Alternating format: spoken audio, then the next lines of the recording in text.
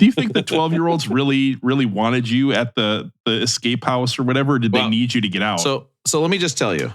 Yes, first of all, they did need me. They spent most of the time communicating with the person who was in charge of the escape room, escape rooms. asking if they like certain kinds of music and stuff. And I was like, guys, we're supposed to be like me in that room. You need me in that room. Who's gonna get him out? You, Russell. You, Rosie. Deep down in Sparts, we don't talk about it at parties. That super complicated math formula. You need me on that limerick. There wasn't. I can guarantee you, there wasn't part of the escape room where they're like, "Hey, match the K-pop band with their hit singles." Like that would have been the only thing where they could have hopped in and like done something. But at the end, it may not surprise you that at the end of the escape room, the kids find the last clue. They figure it out. Jenny immediately grabs what you need to put in the thing at the end to end the whole thing and pop open the door. She grabs it, sprints over the door, and I go, "Jenny, no!" And she was just about to win the escape room, like on her own at a kid's birthday party. I was like, no. I was like, I know you did it. Good job. You have to let the kids open the room. And she was like, Rob, I'm surprised you know someone that's competitive. I've never been around someone that competitive before. Yeah, no, it's not very familiar to Russell at all. No, it's very pleasant. He can't relate to that in any way. Listen, what are we doing? Okay, here we go. In 2024, oh, and by the way, these kids are out having a sleepover right now. And so there's no door. They're just out watching a movie. So if you hear The Conjuring in the background with a bunch of kids screaming about something else, I guarantee it's not about the movie. Nobody cares about audio fidelity these days. In 2020, 4 friends decided to listen to every one of the greatest 500 albums as decided by Rolling Stone magazine. This resulted in a text chain that celebrated the music excoriated the order and led us to making this podcast. We are far from experts, and we promise to do almost no research. All opinions are my own. Oh God, guys, I'm such a number in such a direction right now. This is rough. Almost no research. All opinions are our own unless you disagree. And you know what? Sometimes though, when you fall into the crevasse, what's the only way out? Further down. Keep going. You got to keep going. Keep going. Got to keep going. Through hell. Please sit back and enjoy. Beck Did It Better. And we are all the way up to album 163. And in 1977, we have an album that is to disco what Aaron is to tattoos of women's feet. This is still keeping that going, that Aaron has a tattoo of a foot. This is the soundtrack to Saturday Night Fever. You know, I got Saturday Night Fever once from a Friday night Peloton ride. It turns around that fast. I didn't know. It was so hard to buy antibiotics in that country. Oh, my God. All right. Kidney transplant, no problem. But antibiotics, that's the tough I was part. talking to some guy at work who was like, he's like, oh, yeah, I went to Thailand. And I was just like, sex tourist. I know you're a sex tourist. I'm not going to say it at work, but I know you are. It's worse when when a woman tells you like, oh yeah, my husband goes to Thailand like 3 times a year. He loves Asia, and you're just like, yeah. Are you sure? Yeah. Have you checked everything? Is everything cool over there? Yeah, I know he loves Asia because I keep seeing him watching that Steven Tyler video where he has on the kabuki mask. He's way into those cultures. Rob, what would be the worst city to ever go to be like a sex tourist? Like Fargo or like Bismarck? Or where would be like, what is the lowest sex tourist population? Listen, I don't like to out. I know you asked Rob the question, but I'm going to go ahead and preempt Rob because once in a while, that's what happens. I don't like to talk about these things on the podcast, but I have been to a strip club in Fort Pierre, South Dakota. So this is on the other side of the river from Pierre because they closed down earlier in Pierre than in Fort Pierre. And that's, for me, I think that's got to be the worst that I've experienced. I think that's down there. I mean, maybe Rob's got a better one, but it was questionable. Aaron, now wait a minute. Fort Pierre? Fort Pierre. Stupid? Fort Pierre? Guys, we've got to try to have some short episodes tonight, okay? I'm begging you. First of all, isn't it Pierre? Isn't that how you say it? No, the people who live there call it Pierre. I've been saying Pierre, South Dakota my whole life. Me too, no, but the is it people who not live there call it French? Pierre. Rob, that's because you grew up on a country club, Silver Spoon Country Club. So you guys all down there do say Pierre.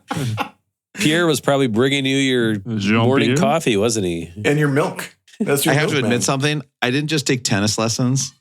I also took platform tennis lessons, which is like a separate kind of tennis. It's kind of a tennis court that's like up high. It's actually just at the country club I was at. It does make me sound. Anyway, so you were in a strip club in Fort Pierre. Now, I will say this. You know, Gilbert, where I used to work, The strip club there, of course, famously was named the Gladiator. This was less of a strip club and more just a bar with one pole in it, where it was just a bar that had a pole that like after a certain time of night, a person would come out there and strip. That's like the Gladiator. You would go in and the woman working there would just be eating chicken wings next to the pole. Then she'd see you come in and kind of take a napkin and and I was going to say wet wipe, but I'm not, I don't want to lead down that bit. It's like if the lady at Russell's Super America was taking her hand out of the pistachios and was stripping right behind. I had another run-in at that gas station the other day. I had forgot about that one. I got stuck behind two people at different lines waiting for scratch-offs, like 5-10 minute waits with people pulling and scratching scratch-offs at the checkout. They're like, hey, $5 of scratch-offs. They're like, no, the $5 scratch-off. Russell's like, oh, shit. Those are the ones that take forever. They're doing the crossword or whatever. I will say, do you know what the strip club in Eveleth was? No, that was in Gilbert. That was the sister city. But do you know what the strip club in Eveleth was called? What's that? Tunas. And that's not a joke. I'm not making that up. It's literally called Tunas. On. Okay, guess what? Here we go. And I'm doing this on my computer. Tunas Strip Club, Eveleth. At least. Okay. So you could go Tuna's Bar. Thank you. Right here. Tuna's Bar. They don't even have a website. They've got a Foursquare site, whatever that is. Well, who's the number one check-in? Hold on. They got a Yelp page. And it's got like 2.5 stars. Let's go. Uh-oh, guys, only 2 ratings. And I'm going to tell you right now, they're averaging 2 stars. One of them not is good. Rob's. Okay. It's called Tunas. You guys do know that my uncle, I've told you this before, my uncle Bob Yelp came up with Yelp. My other uncle, the bad uncle, Randy Yelp, actually came up with the star system for strip clubs in small town. Yeah. I thought you were going to say your cousin, your uncle Donald Tunas, who started Tunas. Anyway, what is the first? 2 stars, 2 strippers. So this is from Trevor F. from Cedar Rapids, Iowa. Actually, Cedar Rapids, stand up. Do you know what Trevor F? He's got an Iowa. Now I will say this guy has an Iowa State Cyclones as a profile picture as well. Not great. From Cedar Rapids.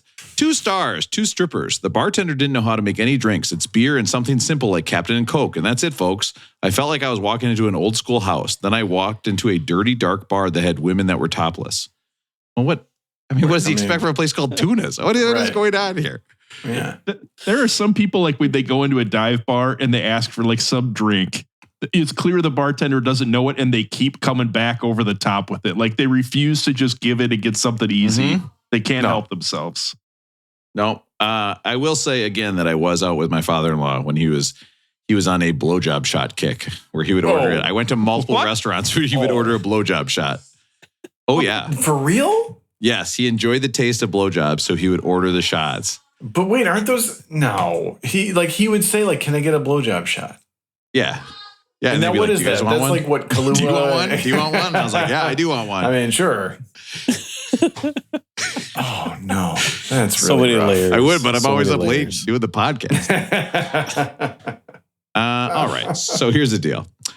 We're up to album 163. Oh, wait, no. Yeah, okay. So let's get in. You know what? Let's turn on the radio. That's what it is. You know, if we were driving through Eveleth, if I went to the Hockey Hall of Fame and I was like, oh man, that was so great seeing the Hockey Hall of Fame, seeing all the stuff from Lake Placid. I wish there was the U.S. Hockey Hall of Fame. The U.S. Go get a tuna melt from Tunas, and then you're on your way home. Well, I was going to say, I wish there's a place I could go relax after seeing all those nets and goals. And so where could I go? Here's this place called Tunas. I bet they have a nice sandwich. I'll go in there and sit down. Whoa, huh? I bet you're wondering how I got here. Record scratch. Yeah, exactly. 12:25 in, and I came on late, and Rob's blaming me for the long episode. Annabelle! We got to keep talking over this so this stays in there. We got to keep talking. Meatloaf! Mom! Meatloaf! Fuck! I never know what she's doing. They're screaming their fucking brains out over there. In Evelyn. Just come here. This would be the worst parenting move ever if she's got like friends over and Rob's like, you got to keep it down because I'm doing a podcast.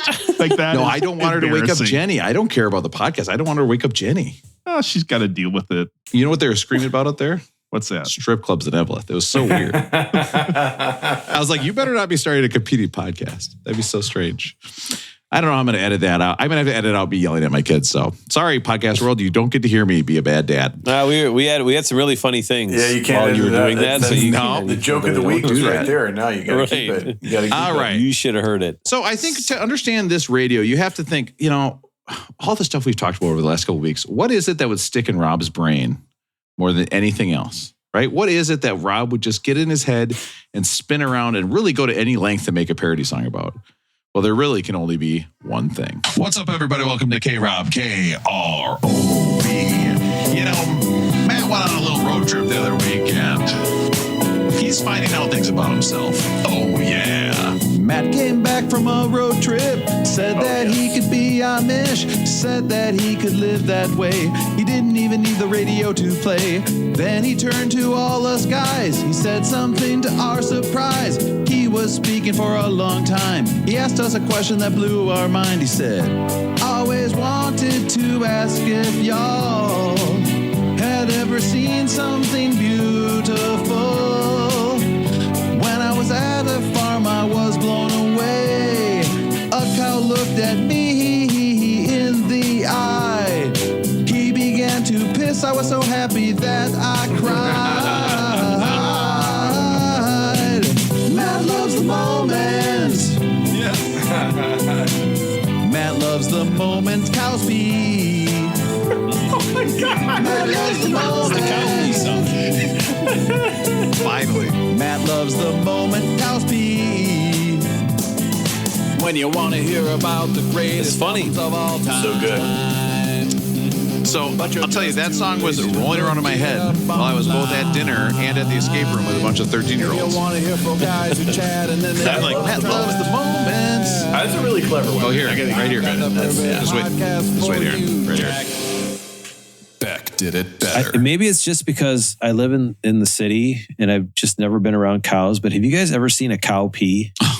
I don't think so. Yeah, of course not. Of course I have. All right. So I have to say, I put that at the beginning of this song and it kind of ruined the surprise. So I had to throw it out there at the end. I am here with 3 guys on Saturday night and we've got, let me check my temperature. Oh, I'm deathly cold. Oh my God. I'm so worried about it. And we are going to talk about, essentially the Bee Gees Saturday Night Fever soundtrack. And I've got Russ in Minneapolis. We're going to talk about so much more than that. I got a lot to say. Russ, how are you doing? Rob, I have to know, how deep is your love? Like, is it deep enough to shove an entire iPhone 14 Max up in there? Oh, God. Jesus Christ. I'm just praying nobody knows. I'm praying. I actually got a couple texts about last week's episode. It's never happened before. I had some questions. Some people were asking me about the grapefruit video. Okay, so that's the kind of sickos. These sickos that listen, they love that shit. All right. I got Matt in Minneapolis. Matt, how are you doing? Good, Rob. Thanks for having me. Here in your arms, I found my paradise. Happy to be here. Well, hey, here's a dice. You have 3, not just a pair. Hey. Now, here's a die. I should have said. Okay, I'm going to correct myself. What am I, German? Die?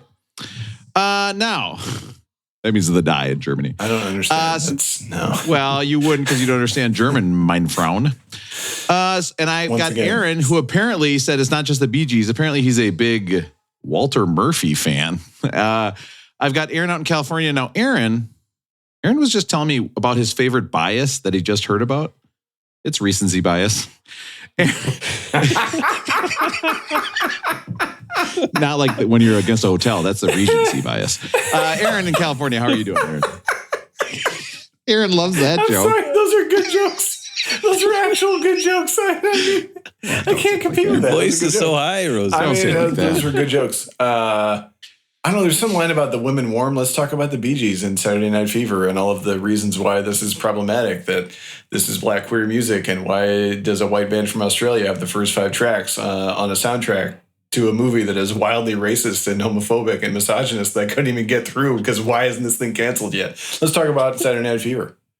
I was going to talk more about my cow piss song, but Aaron kind of took the wind out of my sails on that one. You know what? Let's take that and go right into the voicemail. Every week, Aaron reminds me why I waste my Friday and Saturday nights doing this podcast. Thanks, Aaron.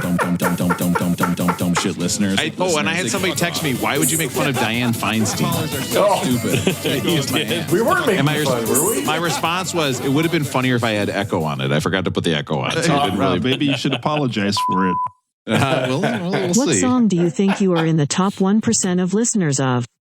Not what song have you personally listened to most, more like what song do you think you've listened to the most that not many other people have listened to more than you? No, I think so. I think that this may have been Little Rosie who texted this because I've talked to him about this. And I know that for him, it's the song Sydney by Brent Dennen. So we've had this discussion. For me, it's either Go West, King of Wishful Thinking, which or we already talked about last week, or Al Green's cover of, exactly, Russell. Or Aaron's definitely listened to Pretty Woman soundtrack song way more than other people out there. Yeah, that's the thing. It can't be that. Wait. Pretty Woman Go soundtrack. West? You're the king of wishful thinking, and then you just want to pass it like it's nothing? You've listened to this song more than any other, so more than anybody else, you think? Yeah, I more put than this song on 99% playlists all the time. I love this song. But it probably doesn't count because it's on the Pretty Woman soundtrack. So like plenty of people have heard this. No, but Aaron, I've listened to this song maybe twice. Oh, this song rules. So you think you've listened to more plays? You think you've had more plays of this song than 99% of the population? Possibly, yeah. I put it on every playlist I make. I would say I'm in probably the 5,000 to 10,000 range of this. We used to listen to this soundtrack all the time in the car. Yes. What? I mean, guys, this video, by the way. that can't help. Hey, I like when it gets really high. Hold on, right here. Yes. This video is so weird. This video is it's ballet. Oh, Pretty Woman to knock off. Guys, it's a knockoff. There's a Pretty the Woman real lady. knockoff. This is going on the Instagram. Okay, last week we had some Kevin Costner. Now, last week I put some cocklocks on the Instagram. I did not tag it. I did not tag it cocklocks, #cocklocks. So I was like, I do not want those interactions on our page. I don't want Russ all mad at me. I know he's going to be mad at me if I do it. But I'm putting up a picture right now on Instagram of the wishful thinking video. That is a Pretty Woman knockoff. Yeah. I mean, it's so obvious. Oh my God. All right. Russell, what were we talking about there? Oh, Aaron, what was your other song? Al Green's cover of I Want to Hold Your Hand. You know what, guys? Am I surprised that these are both songs I never would have picked in a million years? Like Aaron's 1% songs. Weren't you ready for some crazy shit? I should have asked him last. Shouldn't that be everyone's song? Isn't that kind of the question? Yeah, it should be off the wall, right? That's the whole point of the question, isn't it, Rob? Yeah, but Russell, who's got more off the wall stuff? Me or Aaron? Just think about it. I'm surprised Aaron's are this mainstream. I'm right. These aren't that weird. Shocked they're this mainstream. Like he has to be the top 1% of whatever, Give Me Back My Dog or whatever that song was from episode 3. Yeah. It's a good song. I like this one. Oh, it rules. Reverent. Now, Matt, what would you say? What's your top 1%? You know, like I listen to Cherub Rock by Smashing Pumpkins every morning. So I don't think I'm in the top 100% of Hold up, anything. This is like a ritual? Yeah, I need to know more about it. Same song every beginning morning. of the day, just right here, the drums get you going. I mean, that's cool. So Matt, can I just tell you? Yeah. You are definitely in the 1% of people that listen to this song. If you listen to it once a day, I mean, is it every day? No, but it's very often kind of a thing. So. Here it comes. Ready? Yep. Gets you going for the day. Man, don't get confused. You got to go to bed soon. You're not waking up.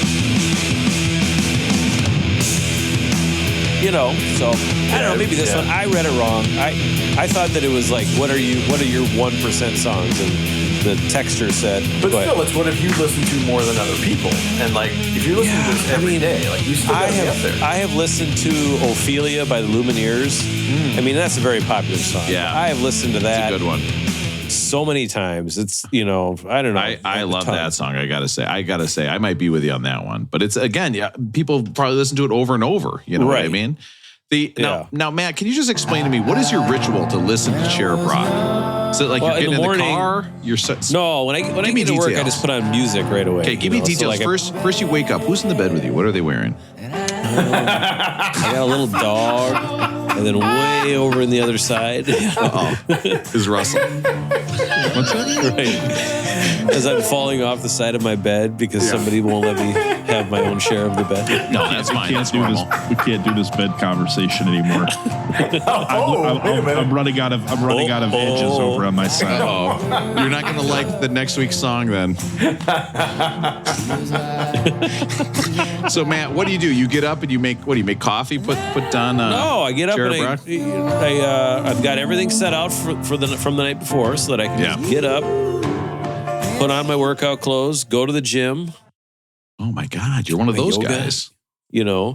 And then I go to work. And so then when I get to work, I usually sit down and turn the computer on and I just put on some music in the background. And usually the first song is Cherub Rock by Smashing Pumpkins. Wow. I love that. Russell, what about you? What are you the top 1% listener of song-wise? This is tough. The things that I would say over the last 25 years or so that I've listened to the most would definitely be Johnny Cash or Metallica. So the two that would jump out is everyone knows Enter Sandman. Everyone knows a lot of them would be either Creeping Death by Metallica. Oh, I don't even know that one. That was the first dance at my wedding. Well, it's because I was going to sing it at your wedding and then I couldn't find a guitarist to do it with me. I would say this is one of my favorite Metallica songs that's not as mainstream as some of the other ones. Like Metallica fans know it, but if you're not a Metallica fan, this isn't one that just pops up at the gym all the time, right? It's a good one. The other one I was going to say, and I think we talked about this before, is I have definitely listened to Brown-Eyed Handsome Man by Johnny Cash thousands of times. That is a great song. Which is crazy. Like, was that on the greatest hits, or how did you even come across that? It's on one of the American. It's on one of the later American. Yes. Okay. Oh yeah, that's one of my great regrets. I got rid of that CD box set. What the fuck was I thinking? You know what, Aaron? I've downloaded it all to my Plex. If you want to listen, because I was like, right? I was going through this, getting ready for the next week, and I was like, I got to download all these American albums again. They're so good. Wait, is Neil Young playing guitar in this? Who's playing guitar? No, it's not Neil Young. We don't say, but you know who composed the song, Russell? You know who wrote it? Carl Perkins? Nope. I'll give you a hint. He's got a mediocre 28 out there. Oh, I can think of 28 songs I'd like to listen to from this guy. He's got the new thing, right? This is Johnny B. This is a Chuck Berry song, of course. And you know what's weird, Russell, is that when he was singing about a brown-eyed man, it was a totally different. It was a woman. Involved a woman in a glass coffee table, but I can't go into any more details than that. The other one I was going to point out is I really get into songs like for like a short period of time where I'll listen to it like 500 times. Yeah, me too. In like a week. And so I wanted to share the one I've got into recently. I've been rewatching the show Silicon Valley, and this song popped up. I Shazammed it. I think Shazam might be the greatest app ever, where it's going to tell you that song immediately. The song is John Popper, Sham Pipple. Popper. Oh, wow. So wait a minute. I've never heard of this song. Okay, now wait a minute. This isn't Blues Traveler. This is just John Popper. I think it's John Popper. Solo John Popper. John Popper and the Dust Gray Troubadours. Check this song out. It's just a catchy tune. I Shazammed it and I can't stop listening to it. Let's drink some champagne, baby, cause it's almost free. Champagne, baby. Oh, is this a live version, Russell? Is this what you want? You can just move it forward a little bit. Get the groove going a little bit.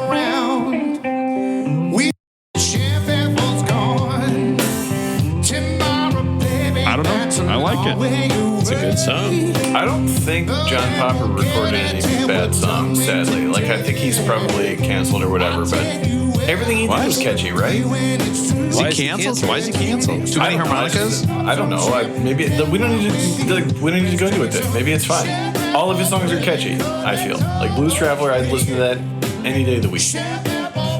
For sure. Check it out. So we're supposed to Google John Popper because he did I don't want it. What if he is, and this is going to bum Russell out? I can't do this to Russell. No, I'm probably wrong. I think he got arrested for illegal firearms or something like that. Oh, don't harsh anybody's mellow. It's probably just like run of the mill. John Popper. Okay, we're going right. We'll do what I love to do with some parents of my kids at school. Go right to the Wikipedia article. Life now. Parents You always scroll down to the bottom of I go right to controversy. He's a weapons collector. Okay. Hey. Okay. Normal. I'm not going to lie. Normal fat white guy stuff, right? A fat white guy's collecting like swords and shit. Makes sense to me. Oh, you got a snake? I bet you do. You know what I mean? Like the big whoop. You wear a hat like that, you probably got a snake. Why wouldn't you order brass knuckles on eBay? Okay. Now, Aaron might be right. In 2003, Popper was arrested for possession of marijuana. Who would? Oh, jeez. Yep. What the hell? Canceled. The vehicle also had a stash of hidden compartments, which contained 4 rifles, 9 handguns, a switchblade, a taser, a set of brass knuckles, and night vision goggles. Hey, who doesn't? You know what I mean? Like that is normal stuff. Getting a little weird. Yep. I am on a road trip through Iowa and Wisconsin. I need that stuff. You know what I mean? And I think that's it. I don't think he's canceled, Aaron. So you're okay, right. great. Everything's fine. Yeah, check it out. Everything's fine. It's fine. I'm going to say this. It is one of the. It's not the most popular They Might Be Giants song, but this is my favorite. I listen to it every time it comes on. Like if I was on my deathbed and this is the last thing I heard, perfect. Ooh, it's just so. And they play it all in Nebraska horns. They do play it all the time in concerts, so I know it's one of their. And they play it forward. A lot of people aren't used to that. But let me just get to the singing here. In my prison cell, I think these words. I was careless. I can see that now. All right, I have The tough thing with this one is you probably are because there's only so many, diehard They Might Be Giants fans, but there's got to be other They Might Be Giants fans that beat you on this type of song, right, Rob? I think so for sure. I mean, I let this play every time it comes up, but I don't know. You know what I never do? I never sit down and pick a song to be played. I don't think I've done that in 5 years. Oh, I do. I'm the opposite. I'm with Russell on this. Yeah. I get fixated on a song or two and play it to death. I'm just drive it into the ground. I'm a shuffle guy. That's one of the reasons this podcast is tough for me, to sit down and just listen to an album over and over. I really don't even know how to do it. You know what I mean? I always pick albums. Like I'll pick an album and then put the album on, then put the next album on. See, I also went on my Spotify today, and if you go on your Spotify, you can only do it on your desktop on your computer, but if you log in, you can see your most played songs of the month. And Matt, you'll appreciate this. Mine was Hunger Strike by Temple of the Dog. The most played song over the last month. Nice. Wow. It's a good one. All right. That is enough. Let's get to rolling. Going. It's time. So it turns out Russell had the weirdest 1% song with Sham Pipple. Yeah. Russell. That's off. Mine was very mainstream. Oh, well. Sham Pipple was the first song at my wedding, so a lot of people don't realize that. Because you went straight into the sham nipple. Aaron. Okay, listen. Come on, who wasn't thinking of nipple when it's called Sham Pipple? I mean, we didn't all wait till after marriage to look at nipples, okay?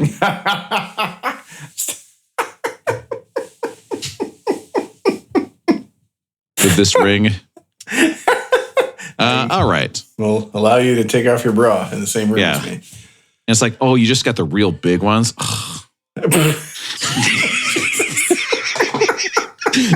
Let's get it edited out, but this is funny. Like if they had just nasty ones, you're like, oh.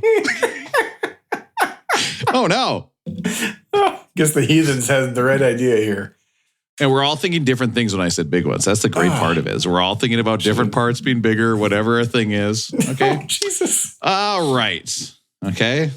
Aaron, how's it going with you? I mean, this is what you wanted to talk about. This is your rolling going, you sicko. It's going great. It's going absolutely great. I've had quite a busy day today of drinking beer mostly and running around town. Went down to the Brooklyn Basin and had some lumpia and some garlic rice with some shrimp skewers at the lumpia company. That was nice. And then went over to a friend's place for a barbecue, and then you know how that goes. So anyway, I'm happy to be here talking to you guys, but I have been thinking about... What are we drinking at the barbecue, Aaron? Just beers? Just beers. So here's the thing. The guy hosting the barbecue used to own a bar. He just sold it. So he's got a secret, he's got a little secret hideaway room in the basement, which... when he sold the bar, not only did he bring a bunch of liquor with him, just like fucking... Is it called the tuna room? It's called the Tuna Room. Yeah, the tuna room sounds grosser. I mean, he's very got echoey very echoey in there. Yeah, you can hold up your iPhone 14. Everyone to hear it. Like, why is everyone saying everything twice down here? I don't get it. So I had to have a couple of reposados down there because he's got some good stuff. But he's got Weller 12. He's got Tequila Ocho. He's got a couple of Van Winkles down there. There's some Magenta Reposado, like beautiful stuff. And he also has got a little, which he took from the bar, a little Nintendo box that has multiple games on it. So we went to the Lumpia place. So Lumpia are like Filipino, like egg roll style things. Went to the Lumpia place for lunch. They had fully free arcade games. So they had Star Wars, Simpsons? the Atari Star Wars, The Simpsons, yes. Mm-hmm. Simpsons was not that much fun. No, it's terrible. Did you have to buy a beer to play the I don't think so. They weren't really policing it that way. No, you could just walk in and play. I'm pretty sure they weren't keeping track of it. It's like a new-ish place, so they're kind of just like, oh, people are here. It's nice. WWF? No, Street Fighter 2, but Street Fighter 2 have you guys played this one? Street Fighter 2 inside a WWF style ring? Like Street Fighter 2, but you can throw people off the ropes? Nobody's I've never seen this thing before. Right? That's never seen it before. It was Aaron, like a you special dreamed edition. this. I'm telling you, this happened. And then, yes, Ninja Turtles, and it was all free, so you can just keep playing back in. So Wallace and I beat Ninja Turtles. We got all the way to the end, beat Ninja Turtles. That's crazy. You made it all. You defeated the Foot? That must have been tough for you. How about Rocksteady and Bebop? Did you Rocksteady and Bebop? Yep, they were in there, but the final. But I don't know. It's like when you beat it, then it was like a to be continued type of screen. So it was like, Shredder got away, and kind of a thing. I was gonna say, is Shredder the final one, or is Crane in his little body? It was Shredder. We beat Crane. We beat Crane. Crane was actually tougher than before Shredder. Okay, Shredder wasn't that tough. Shredder had a bunch of like little mini Shredders, like a Shredder mini-me's all around. Listen, we all know what Shredder did in the arcade game. Listen, you should have ended him like they did in the movie, where they simply put him in the back of a garbage truck and crushed him to death. It is Casey Jones does it like it's no big deal that he just sentenced a man to death in the garbage truck. It's disgusting. In a pretty probably anguishing way, right? Like that's not over in a second or two. That's got to take at least 15 seconds. It's slow, and then when you're done, guess what? You're in garbage. Your corpse is in garbage. The worst place you could be when you're dead. You're garbageified. Or that's people that don't recycle properly. You're next to like aluminum and stuff that should have been in the recycling, and it's with you. That's the worst. This is glass number 2. This could be recycled. Unless Russell, there's so much cardboard, that it's actually kind of like a cushion, so you don't get crushed to death because they put all their cardboard in the garbage. Oh, somebody threw away all these packing peanuts. I'm fine. It's going to go to recycling. But I had these moments where, like, these old school arcade games are hard, right? And you like, I got so mad. Like, I'd be in there. It's like in the boss fight, and I'm like, what? No, like, why can this boss move so much faster than Raphael? Right? Like, I know I got it. I know I was sticking and moving. I absolutely know I got in there and I hit him and I got back out and I'm still getting hit. I got so mad, and then I had these moments where I was like, okay, I'm the adult here. Like, I can't swear at the arcade game in front of my son as much as I wanted to. Hey, Rob, if the 4 of us were the 4 Ninja Turtles, which one of us would be which Ninja Turtle? Oh, I'd be Michelangelo, of course. You think so? But I would also kind of be Leonardo because I'm the leader. Yeah. You got to pick one or the other. Which one's cool but rude? Cool but rude, of course. Oh, yeah. That is cool but rude. I would say I'm... Does that make me? What's the red one? Is that Raphael? I think it's pretty obvious to me. I'm Leonardo. Okay, the lamest of the turtles. I think Russell has to be Michelangelo. He has to be. He's a party guy. I mean, who's more of a party guy of the three? It's Russell. Russell's the party dude. Yep, no question.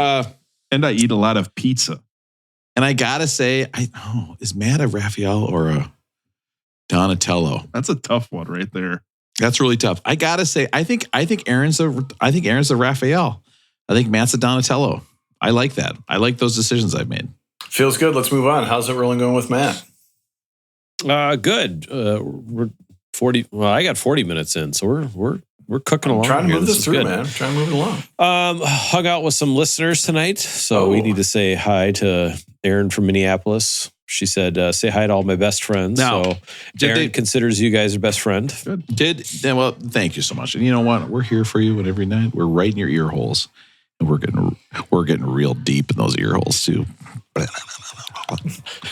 Now let me ask you, Matt.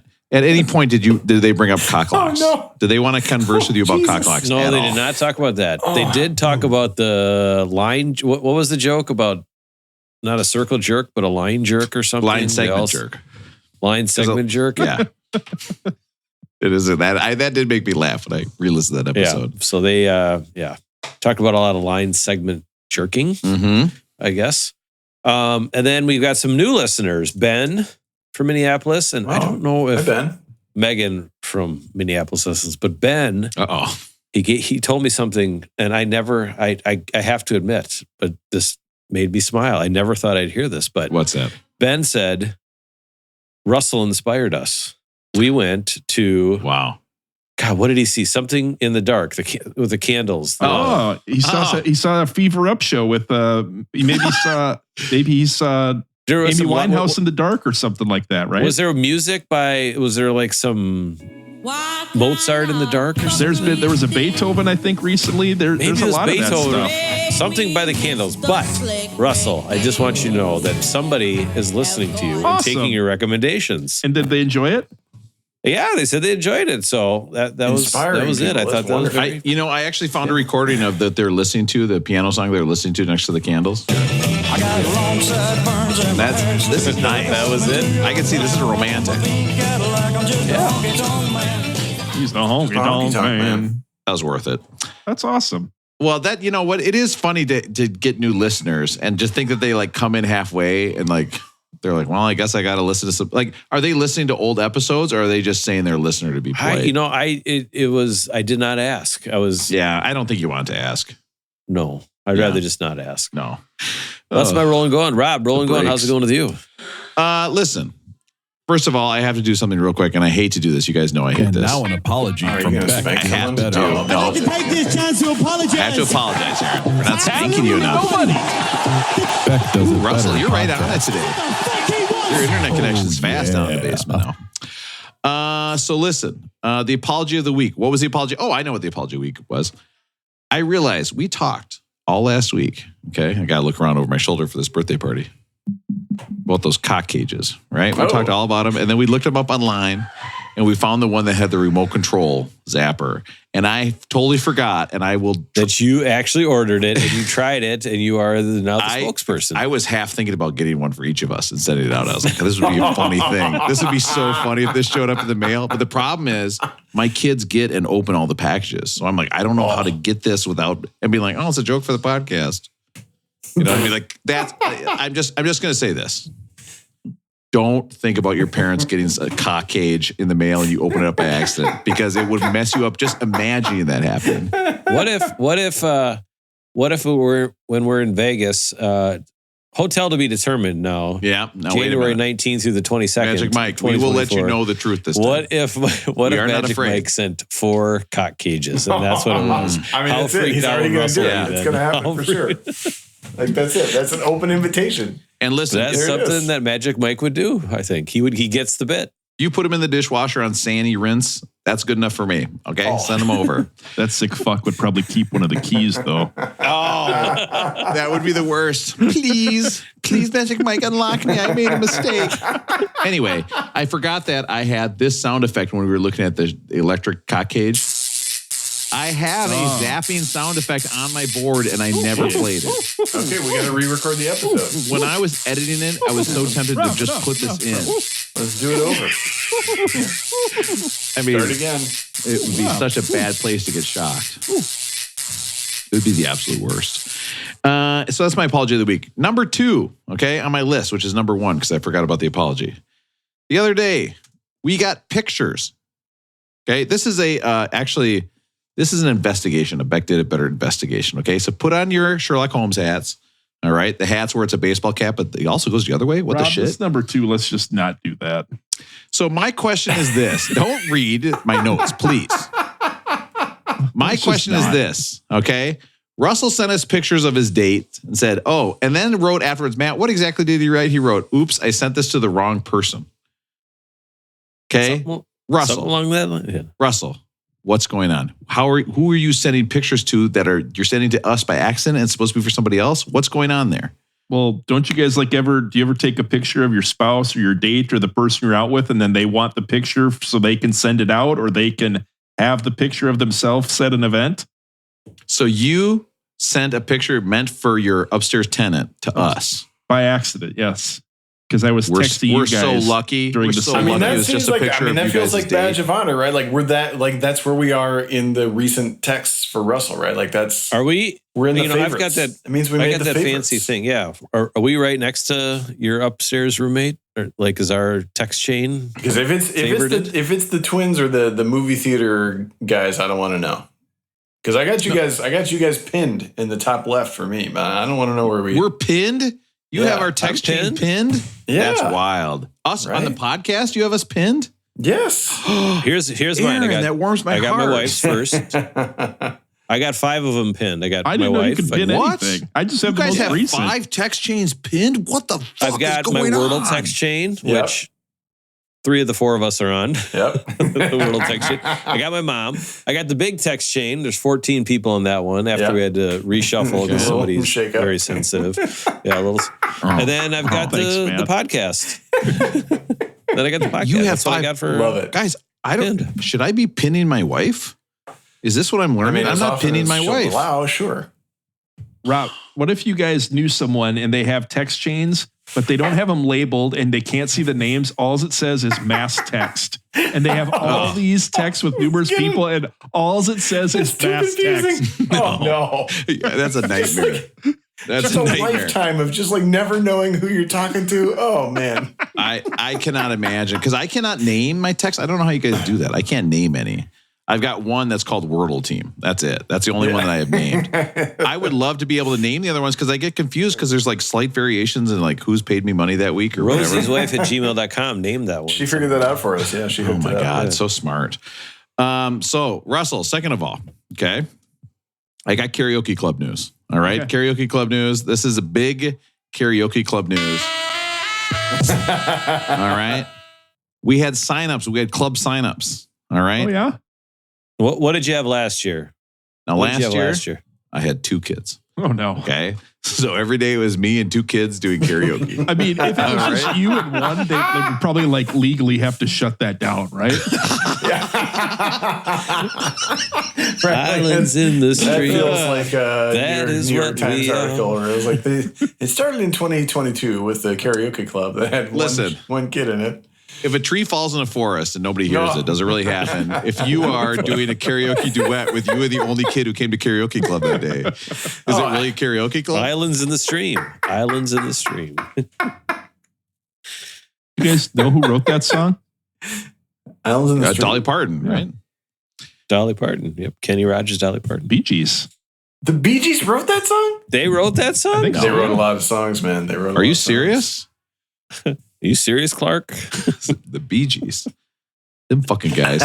We'll get to talk to them. Hey, if you want to hear about the Bee Gees, take that little thing and go about an hour and a half forward. Okay, we'll just be starting to talk about the Bee Gees. Song written by the Bee Gees. Wow. I got some shit coming up here that's going to blow your mind. So they wrote Islands in the Stream. Really? Did they sing it ever? Well, if only we had a machine to like ask. Sure, they sang it while they were writing it. Right. You know what's really sick is I know I'm the worst typer on this stream. Like I know you guys can out-type me like crazy. And I have to type all this shit and it's so hard for me. And you know why it's so hard, Russell? Do you know why it's hard for me to type Islands in the Stream?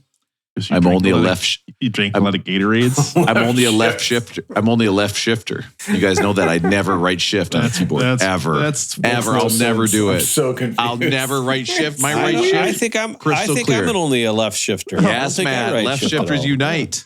No. Okay, all these sickos. Yeah, because if I go if I go capital Q, I'm going pinky on the shift. Ring finger on the Q, folks. Oh, no. All right. Have you ever looked at? I can see in my keyboard right now. I can see the keys that I hit a lot. Like where it looks like I'm only a right hand spacebar person too. My keys my keys are worn. They're kind of worn out. It's HOTSEX period COM. Huh. That's so weird. a spelling joke. Okay, on an album by the Bee Gees, spelling. I mean, this is coming together. Deep cuts. Let's go. Baby, when I met you, there was peace. Oh, this is before they went falsetto. But this is much later. 2001.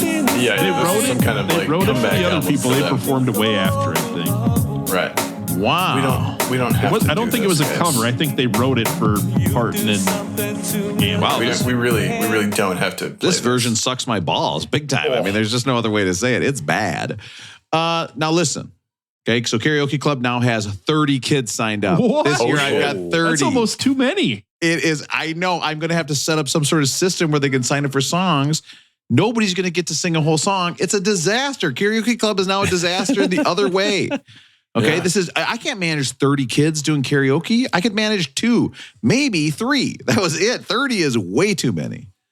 Oh my God, disaster. Can you imagine what 30 middle school kids are going to pick to sing? Are there any songs that are off limits, Rob, or no? Yeah, of course. I got to check the lyrics of every song because they'll try to put in these songs. Of course. Are you kidding me? I don't You know. don't think that if you were in a middle school karaoke club, you wouldn't try to pick a song that has like the word "come" in it over and over and over? Here's what I have to know, and I think I song know is the that? answer. Knowing that you have 30 kids and they're going to each have to wait like 3 weeks to sing, are you still going to sing every week? Oh yeah, I'm the opener. Yes. And you know what you guys know, and I'm serious about this. You know what my opening song is almost every week? Calling me Bad bad. out of hell or Okay. something, right? Oh no, it's like the most. You couldn't pick a more annoying song to have as an opener. I don't sing the whole song because it is 7.5 minutes long, but I can sing the shit out of War Pigs by Black Sabbath. But the problem is, if you notice here, it doesn't start so fast, right? So, Rob, when other kids are singing, are you bumping up the back vocals when they're not good, or how do you do it? Yeah, I'll sing along sometimes if they need help. Okay, don't look at me like that. I'm helping as a teacher. It's not because I want to be the singer. Okay? But yeah, I'm sitting there adjusting the levels, but I can't. The chord I have is only so long, so I have to sit right in front of the speakers. So by the end, my head is blown out because I've been sitting here trying to get the levels right for just me and 2 other kids. Nobody else cares. It's a waste. It's so stupid. Rob, you're going to be 50 seconds into your first karaoke club meeting this week, and you're going to be from 30 people to 15 after the beginning of this song. Then they're missing out because this fucking rocks. Generals gathered in their mass. Oh, I missed it. Okay, guys, let's start it over. We're just going to start it over. Okay, let's start it over. I'm going to hit it this time, though, for sure. That was a good bit, but it was worth it. Okay. Now, Russell, before I say this, I want to let you know my editing machine is broken for the podcast, okay? So let's be cool. Yeah. I give you permission, Russell, that when you get engaged, you can tell us first on the podcast. You do not have to tell us in person first. It is a normal thing to tell us first. Now, in thinking about this, as much as I've thought about it, I'm just going to say this. This is going to cause some issues. Okay? So We're going to have to keep it quiet for because the thing is somewhere between 4 to 6 weeks. She cannot tell anyone until you record a podcast. So that's going to have to be an initial, I don't want to say non-disclosure. I'm sure there's some other term for it, but you got to let her know. Don't like just before whatever it is. Don't tell your preamble. Don't tell your friends and family. Don't put it on Instagram. I got to tell the guys on the podcast. It's going to make for a great episode. Cannot be Facebook official. Now let's look to see what episode would you want everyone in your life to look back at and say, this is the one where I found out my whatever is getting married. I think Blood, Sugar, Sex, Magic by the Red Hot Chili Peppers. Maybe OT for the Tillerman. That's good. License to Ill. That'd be a good one. I'd take License to Ill for sure. Russell, the other option is this. Okay. Ooh, Unknown Pleasures. Joy Division. I don't know the album, but I mean, Unknown Pleasures. It's a great The title. B-52s. I got married. Here's the thing. You could also, God, Russell. We got to do Forever Changes? Shit. You also could do, and here's what I'm thinking.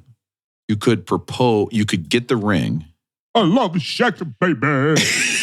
You could tell us that, hey, guys, just to let you know, I'm going to propose tomorrow. She wouldn't know because I wouldn't release the episode early. And then we could kind of a follow-up. I mean, I'm thinking of some parody songs in my head. Russell, what do you think of all this? Rolling, go on. Things are going well with me. Love it. So I've started really getting into my record area of my room. I've got 2 new chairs. I've got masterful. What's that called? An ottoman where you put your feet on the thing. Yeah. Is that what that's called? Can be a poof. Mine? What's that called? Does it have legs? It has legs and it rocks with my rocking chair, man. It rocks with the chair back and forth. Wow. Nice. So I now love sitting in my record area. And have you started smoking cigars yet? Are you smoking cigars while you listen to your? Only when the upstairs tenant isn't around, Matt. Gotcha. Yeah, they never notice that stuff. That's what I find. It's got to be coming from the neighboring townhouse. It's not ours, right? There's that vent there. You know what? I am going to call the landlord again. Boop, boop, boop. Hello? Uh-huh. But I had one of my first down moments in my record area yesterday. I was maybe going to ask Matt and Aaron, you guys have record players. How do you handle this? I'm playing one of my new records, Huey Lewis and the News 4. And it keeps skipping. It won't stop skipping. So let me tell you what I did with it and see what you guys think of this. All right. I flipped it to Bluetooth, pulled up the album on Spotify, and just streamed it through the Bluetooth speaker in my record player. Wow. I think that's your only answer. Yeah. Skipping is a problem that probably can't be solved. I mean, you should clean it first just to be sure. And I got a couple of cleaning He's not solutions I can send to you. Like I use a couple of different ones that I like. I got a brush that I like, but skipping, man, if it's skipping, it's probably scratched. So you just have to only play one side of that thing. The other experience I had, I was going to bring this up for Rob. Rob's a big, he loves going to comic shows, stand-up. Matt, you've been to some stand-up shows. I know when you've been out in New York. Mm-hmm. So I went to Acme Comedy Club the other night when I had way too many big gingers, the carafes, when I thought they were just glasses. And this was prior to Big Ginger. Yes, this was prior to the voicemails. That's what led to the voicemail. But we never got to talk about my experience at the comedy show. Part of the problem that night was I ordered 2 big gingers because I'm like, you're in a comedy show, you don't know how long they're going to take. Like that, they might make one trip to your table and not come back for 2 hours, right? Yep. Like you don't know. Yeah, it's true. Yep, load up. And why would I think that they're gonna make them in carafes? They bring out like 2 big things of them. So I mean, then I maybe ordered some more, but well, the first one probably goes down really easy, right? You order 2, they come on a craft, and you're like, oh my god, I didn't know they're going to bring this much. This is crazy. Okay, 2 more, another round. Well, I tried to order 1 more, and then I think they just said, hey, another round meant 2 more, like double it down. So wow, that was the reason I called you guys really late. But the thing I was going to ask you is one of the headliner was Frank Caliendo. He's the guy who does all the voices, and he was really good. He was really funny. He did a great job. But I wanted to ask you, Rob, you probably know about this. So the first comic who went was kind of the guy who he's down on himself. Like his bit is, I don't think my jokes are funny. I'm going to acknowledge that I suck. And I got to say, I don't like the comic who is down on himself, like breathing heavily into the mic, even when they bomb and it's kind of funny. It's like, you've got to believe in yourself as a comic, right? Like you can't go up there and think you suck and then expect people to enjoy your show. What do you think of those comics, Rob? I got to say, Russell, first of all, I am so proud of you. I am so proud of you because I remember when we started this podcast, every time you had to list, you're just like, I don't know if this is very good. Or you'd say something like, I don't know. And I was like, Russell, you have to believe in yourself. You have to think that you're the best. How else are we going to get through life? And now we're spreading that gospel to everyone. Say, no, hey, putting yourself down, even if it's for comedic effect as part of a bit, I don't like it. Not I good, hate is it? Don't do it.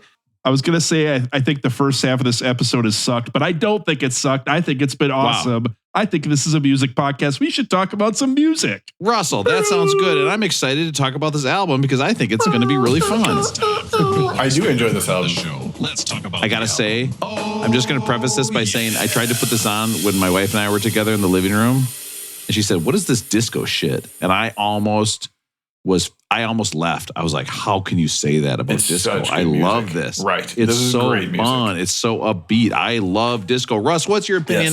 Regardless of this album, what's your opinion of just disco music in general? I don't think that I've got a huge affinity for disco music, but I did it a little differently than you did the other night, Rob. I did the double take or the double feature. I did the movie and the album in one night. I'd never seen the movie before. And I've got the album on vinyl. I got it from my mom's house years ago. So I did the double feature last night. Can I just tell you, a long time ago, I remember watching this movie. I remember getting it, renting it, and watching it. And I didn't remember anything about the movie. All I remembered about Saturday Night Fever was this insane dip between the beginning of the movie and like the last half. And I couldn't even have told you what happened.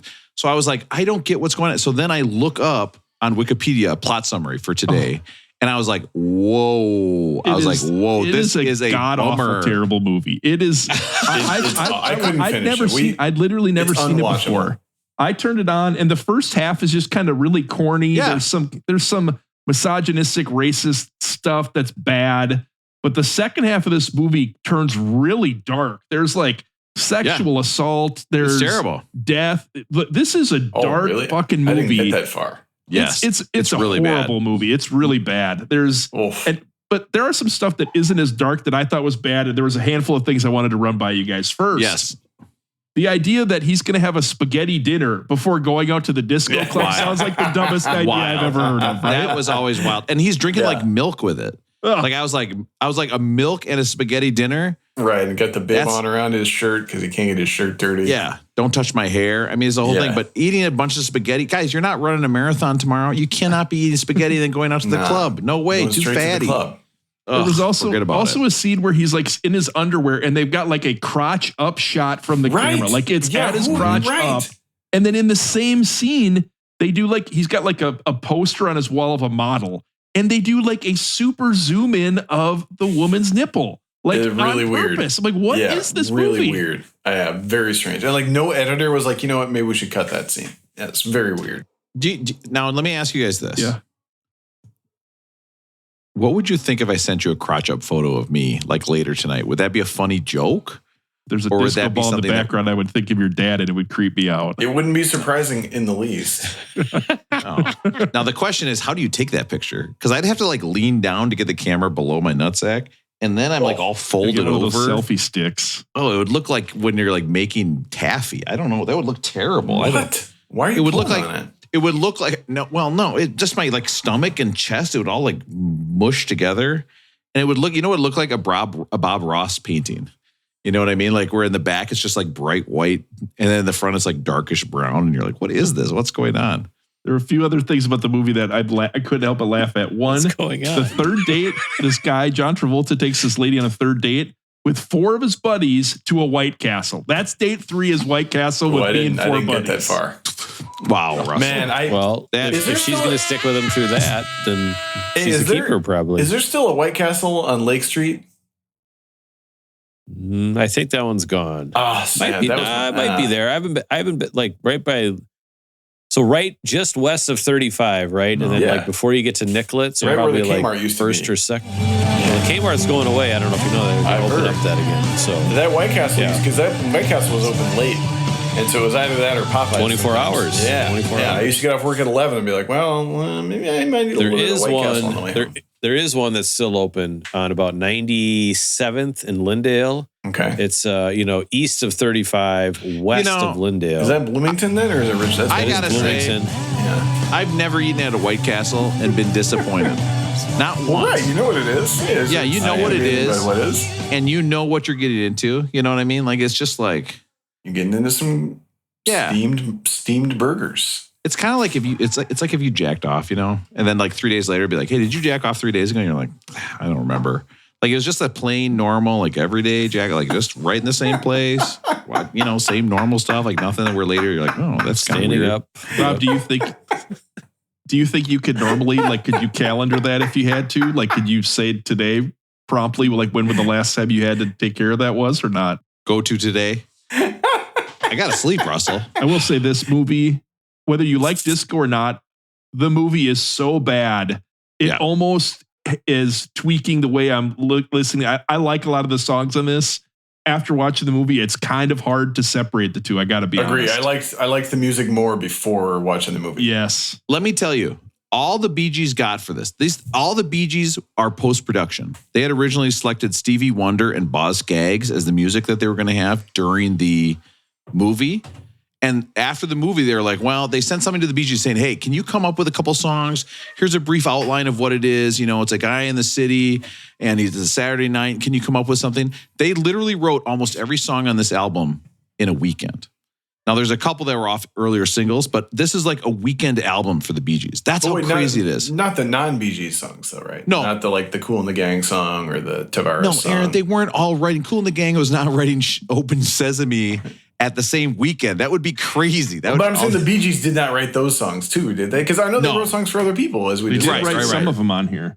But the main songs you think about the Bee Gees with the Staying Alive, More Than a Woman, those are all written on one weekend, and they're like, and the guys from the movie come and they go, holy shit, this music is so good. The Bee Gees like, yeah, they were really excited. I was like, yeah, I bet they would. None of us would know about this movie if it wasn't for these songs. You would never see this movie. You would never hear about this movie. Nobody would talk about this movie ever. This movie is awful. If it wasn't for these songs. And because when you think about disco, this is the movie you think of. This is the album you think of.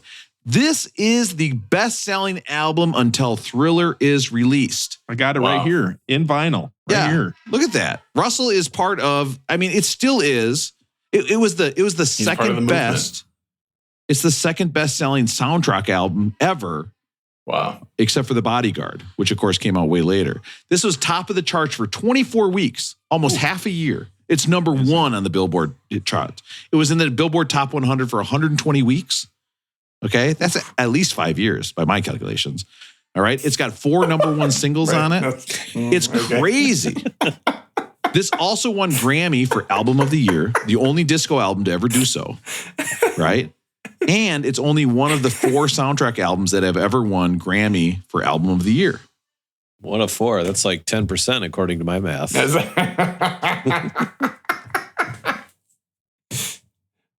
What? Listen. Okay, math jokes? This is sick. Okay, this is not a math jokes podcast. I refuse. Can you guys name another album to get a best album of the year that was a soundtrack? Beauty and the Beast? No. Purple Rain? Ooh, that's a good guess. I don't think so. Nice. I don't know. The number one, of course, who can forget the Peter Gunn soundtrack? One album of the year. West Side Story is probably up there then too. 1959. Guys, in 1959, this song, okay, I just want you to hear this. This was the song that won Best Album of the Year. Okay, I want you to think about this. Okay. Wait, but this is the Blues Brothers recording. I know, I can't find the other guys. Leave me alone. The Henry Mancini one was right there, just below it. Like, how hard are you looking? What? I'm not playing the other version. This is the version I'm playing. Now, be quiet. Guys, this is why old people are so boring. This is the music that they put out there. They're like, holy shit, this song is awesome. It's song of the year. This is album of the year. Get over here and listen to this Peter Gunn theme. You're just like, oh, God. Wasn't it like 2 years later, Bob Newhart was the... Oh, for sure. Oh, yeah. Album of the year. Or something like that. Let me tell you about this game called baseball. Yeah, so there's 2 balls. Oh, there's 3 balls. There's dirt, and they wet it down. Oh. Let me tell you a little something called the Rubber Biscuit.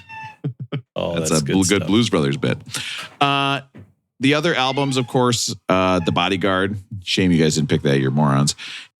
Well, you already said it. I wasn't going to say it again. Oh, Brother, Where Art Thou? 2002. That is a fantastic album. Yeah, it's a great one. Then, so let's get into bonafide. The album. Saturday Night Soundtrack. Starting, of course, with probably one of the greatest opening songs ever, Staying Alive. Oof. You bring this up. I was going to ask Matt right off the bat. Matt's got his perfect songs. I don't know if Matt's a disco guy, but I can see how this would be on Matt's list of 100 perfect songs. I mean, like, I can see how it'd be on a list, right? Like, this is a great starter, all that. It would not be on my top 100. And this is like, when you watch the movie and this is in the opening credits, you're like, okay, this is going to be fun. Like, I'm excited just to kind of watch Great time. And then it's all downhill from there. Yeah. And then a man is wearing a napkin as a bib. Disgusting. Okay? Shouldn't be doing that. They couldn't find a drum. Their drummer called out sick this day. So they took a 2-beat loop from Night Fever. And then the album, they said that the drummer was Bernard Lupe. Instead of Bernard Purdy, they put Bernard Lupe, L-U-P-E. So then after the song, all these people were looking for, who's this Bernard Loop? Who's this Bernard Loop? We want to figure out who it is. And they were like, no, we looped the drum track. That's why we put Bernard Loop, you dummies. I will say Wyclef ruined that song for me because now all I can hear is, look here. Like a shorty got back. Should I ask for a dance? Hold on. There's too many in the wolf pack. Always. What I don't get is I donated all of our shirt profits to Wyclef. Okay. And so I know that it's going to be fine. Okay. He's definitely not going to run a scam and take all that money. There's no way you would do it twice. I actually donated all the profits to Lauryn Hill and she never paid taxes on it. So we might have a problem. No. Oh, that's like my Wesley Snipes charity I had. The only problem is, so this was number one for 4 weeks. They had 6 consecutive number one hits during this time. I want you to think about that. Number one, Bee Gees. Number one, the Bee Gees. Number one, the Bee Gees. Number one, the Bee Gees. Number one, the Bee Gees. Number one, the Bee Gees. Tying the Beatles record and beaten only later by one person who had 7 consecutive number one singles in the U.S., Whitney Houston. Yes. I mean, I love it. I love when Whitney comes up on the podcast. Part of the problem with this whole album is that the Bee Gees after this, of course, were labeled disco, which they did not care for. They're like, we've actually done a lot more that's not disco. We did this as kind of a one-off thing. And it's, I don't know, changed everything. I got to say this. I was trying to do a list of best songs written by the Bee Gees, and all these, non-disco ones. And I started listening to them. I know they've given a lot of credit for it. I didn't really like a lot of those songs that they wrote for other people. I'm just going to say it. I'm putting it out there. What about that one that was about the mining disaster? What? Oh, you guys don't know about that song? Where they hold a whole song about a mining disaster? Let's see. Bee Gees, mining disaster. Okay, now, for those new listeners that were just meeting Matt the other day, listen, stick with me a little bit. Another one of those cherries? President died from drinking cherries or eating cherries and milk? No. Look at it. The song is called New York Mining Disaster. 1941. The event of something happening to me. You don't like this, Russell? Sounds like they might be giants. That's fucked because you're right. What's the really long song about the boat that went down? Oh, Edmund Fitzgerald? Yeah, this feels like their version of the Edmund Fitzgerald. No. Okay, so it's upbeat. Have you seen My Wife, Mr. Jones? Do you know what it's like on the outside? This is literally a miner talking to people when he's dying on the inside of a mine. Oh, what a bummer. Can't believe I brought this up on a comedy podcast. Who would do that? How deep is a music podcast? How deep is your love? It is a music podcast. I got talk about the album in here. I know what you guys are talking about. This song rules. And as I've discussed, I really like PJ Morton's cover. Is this considered disco or is this like yacht rock?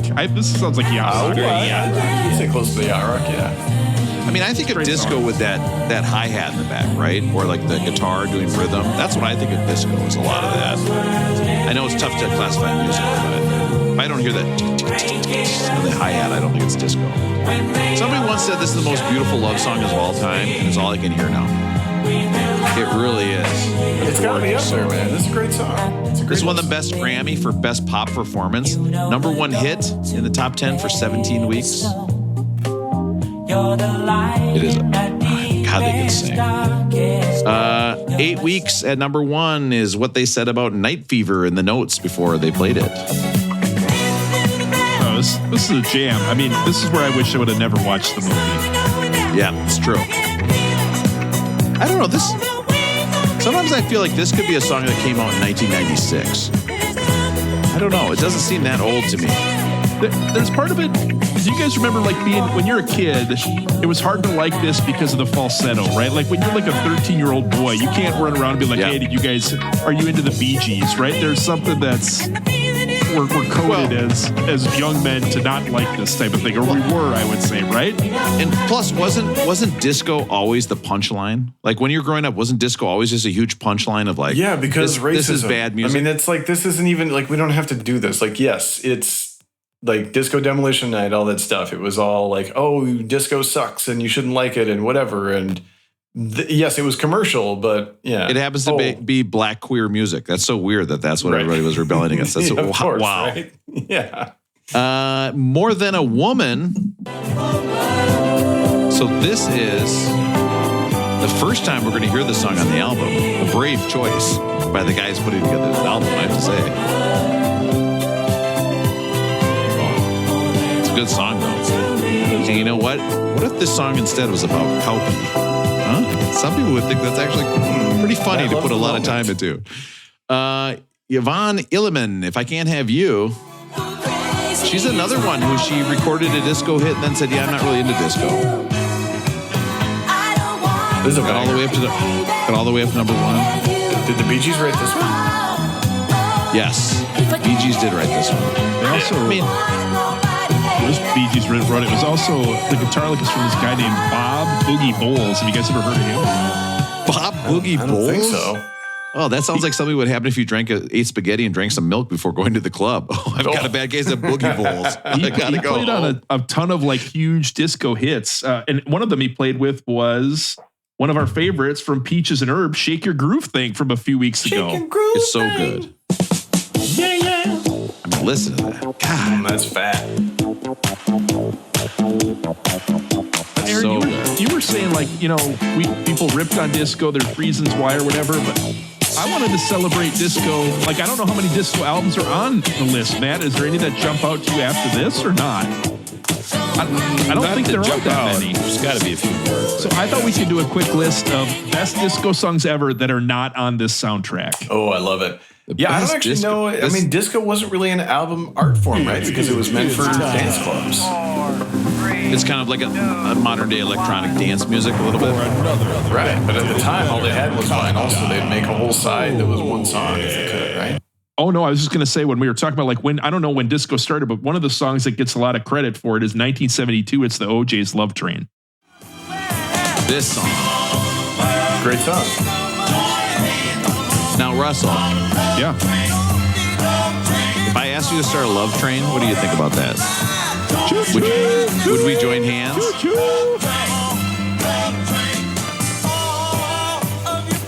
There's Russell. You know what Russell would say if he and I were doing a love train together?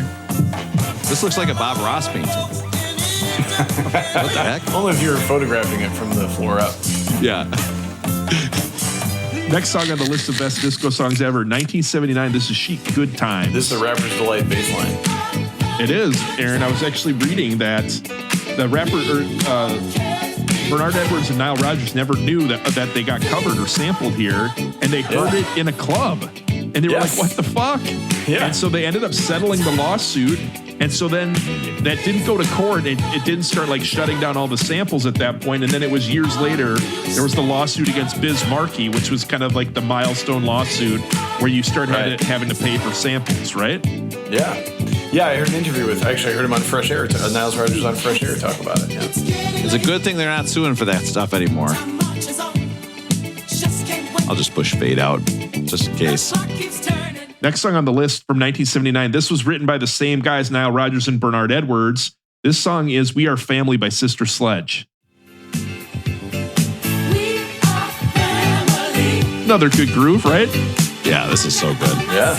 Now, is Sister Sledge, are they related to Percy Sledge? I've never heard. I don't know.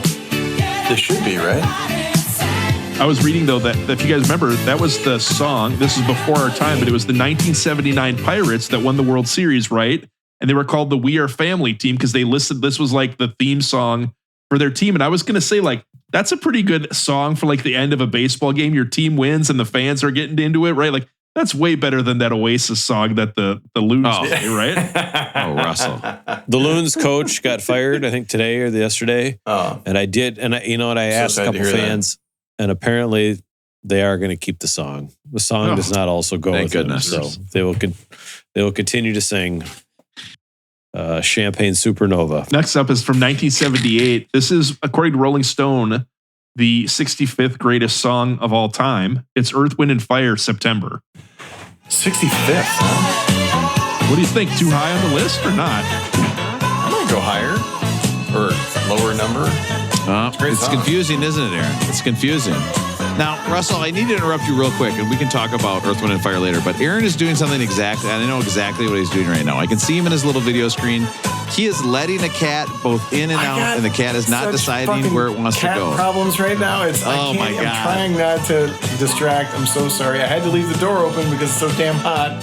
And now Alice is in here and she's all restless. Oh no! Litter in the house. I can't. We can't. I'm sorry, guys. Don't let me interrupt Russell's list. Listen, this is like my dog thing. If you put a leash on Alice, and keep her there against her will. I'm trying to sell my house, and I went back to clean some stuff out from the garage today and do some other stuff. And the neighbor, the older guy, started talking with me, and he's one of those guys. I like him, great guy, but he can go for a while. He can talk for a while, right? Let you go. You guys ever get like trapped in a conversation and I mean, this happens. I think it'll happen to me one day. I'm sure, like where older people generally all they talk about is health issues, right?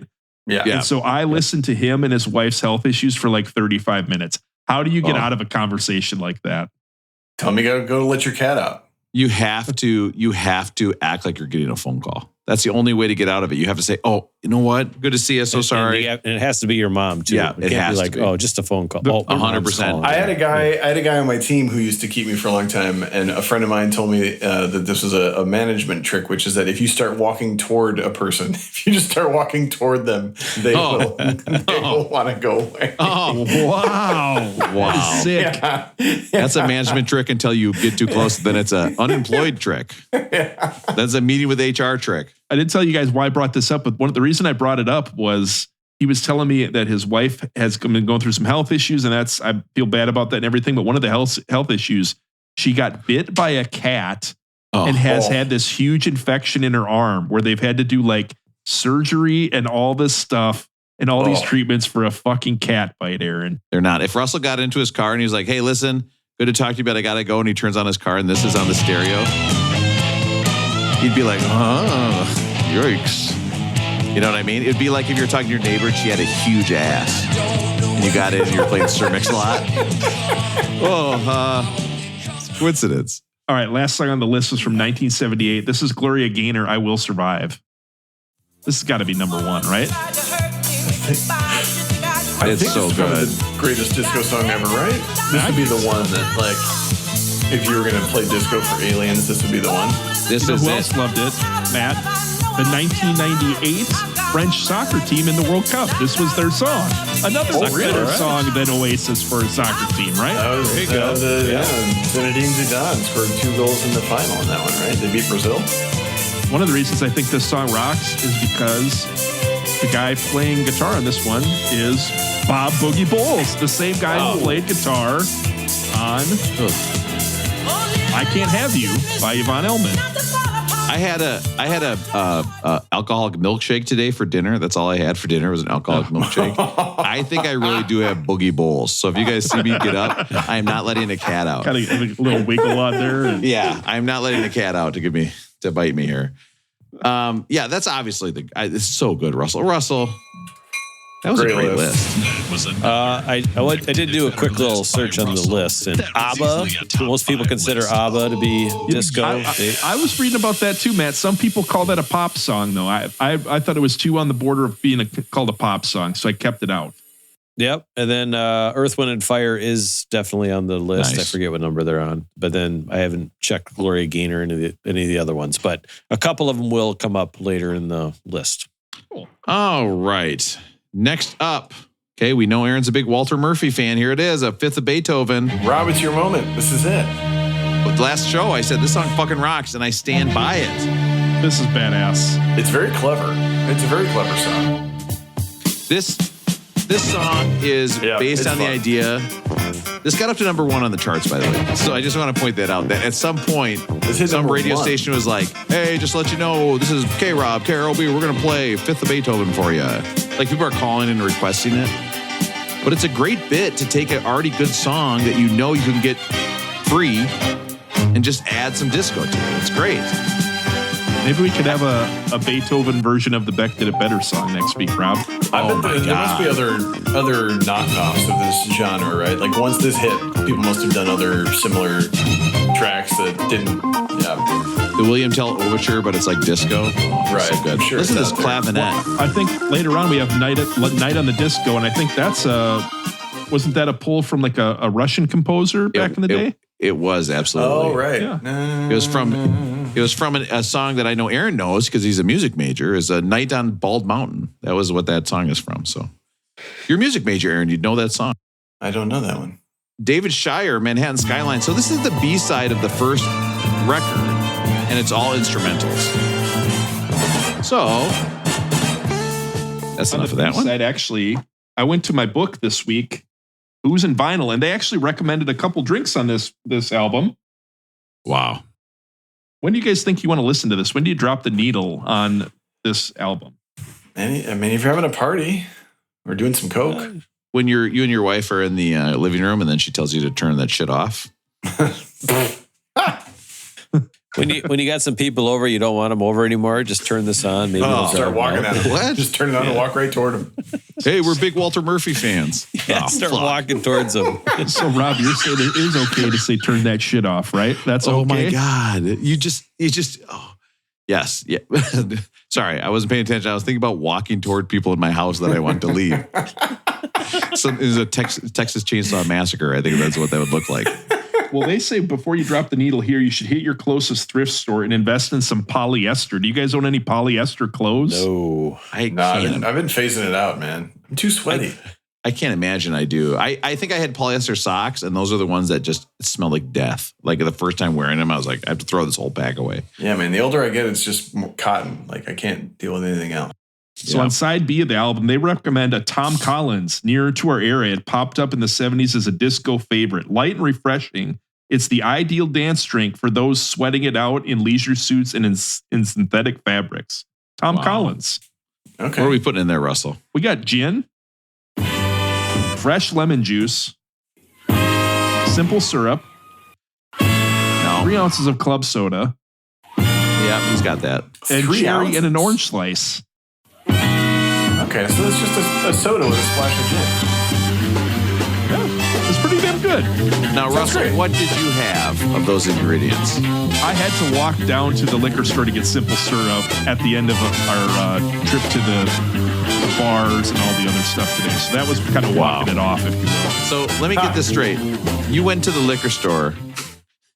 Oh, you went into the liquor store and all you bought was simple syrup? No, I got simple syrup, bitters, orange. Wait. Simple syrup, bitters, and orange, and one other non-alcoholic thing. I forgot what it was. 4 non-alcoholic things. A Snickers bar, probably. That's what I would have gotten. Snickerdoodle? Pampled Moodle, or whatever the song he likes says. Russell, that sounds good. Tom Collins, I could see that with this album, I think. You know what I didn't know how to do, though, Rob? So you shake everything up, but then you've got this club soda. Do you just pour the club soda on top of my fancy glass here, or how do I get that all mixed in there?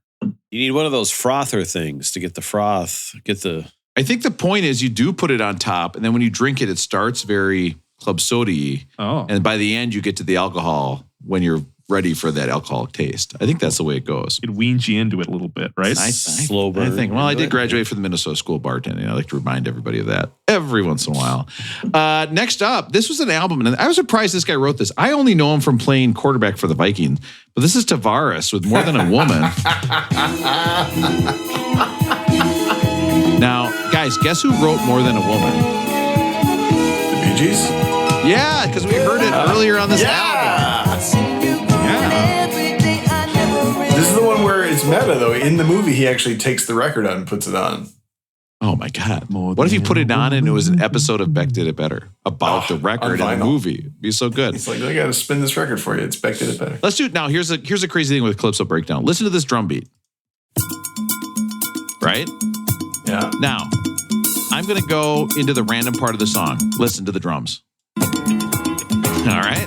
I'll go a little bit forward. Listen to the drums. Literally, do you know who's playing them? It's crazy. If it's Boogie Bowls, I swear to God, Russell. This is even better. This is a guy named Ralph McDonald. You guys know him? No. Old McDonald? Ralph McDonald. And he actually played the drums on Push Push by Herbie Mann. Oh, wow. Russell, awesome. What a pull. Hey, Matt, awesome. Matt, Old McDonald was my dad. You can call me Ralph. David Shire, Night on Disco Mountain. This is a disco song based on a classical music piece. Oh, this is so good. Called Night on Bald Mountain. I think this has to be added to my liked Spotify list. It might get added. Wow. Yeah, this one's fun. Russell, by you adding it, you're automatically a 1% listener of this song. I can guarantee it. I think we all are actually now. Cool in the Gang, Open Sesame. Now, I did text you guys. I do love this song. Yes. But I love Cool in the Gang songs where they have a character talking to you. Jungle Boogie. Right. Open Sesame. I love it.